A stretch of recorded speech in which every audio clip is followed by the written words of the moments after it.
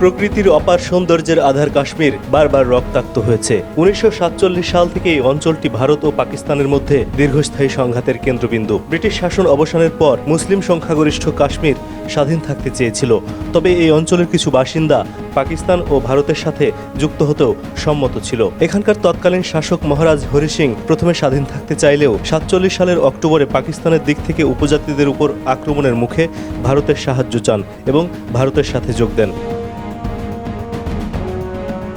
এর জের ধরে শুরু হয় ভারত পাকিস্তান যুদ্ধ।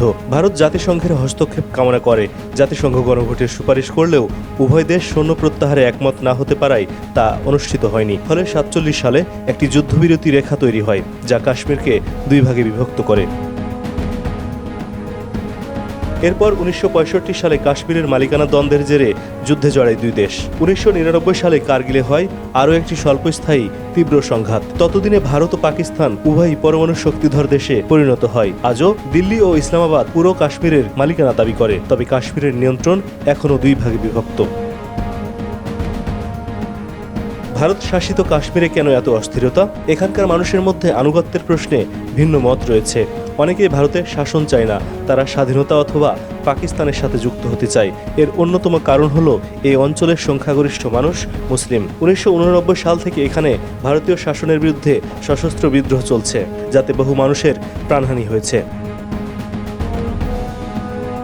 2016 সালে উরিতে জঙ্গি হামলায় 19 জন ভারতীয় সেনা নিহত হওয়ার পর ভারত নিয়ন্ত্রণ রেখা পেরিয়ে সার্জিক্যাল স্ট্রাইক চালায়। 2019 সালের পুলওয়ামা হামলায় 40 জনের বেশি ভারতীয় আধাসামরিক কর্মী নিহত হলে পাকিস্তানের অভ্যন্তরে বিমান হামলা চালায় ভারত। সম্প্রতি পহেলগামে জঙ্গি হামলায় 26 জন পর্যটক নিহত হন, যা 2 দশকের মধ্যে সবচেয়ে মারাত্মক বেসামরিক হতাহতের ঘটনা।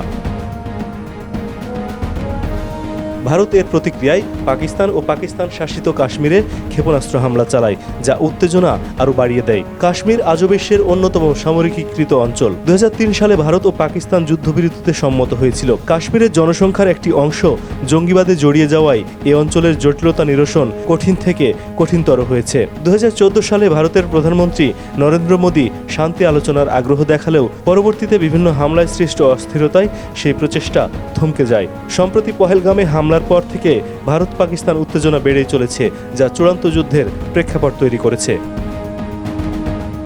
এস এম বাবু, সংবাদ মুহূর্ত।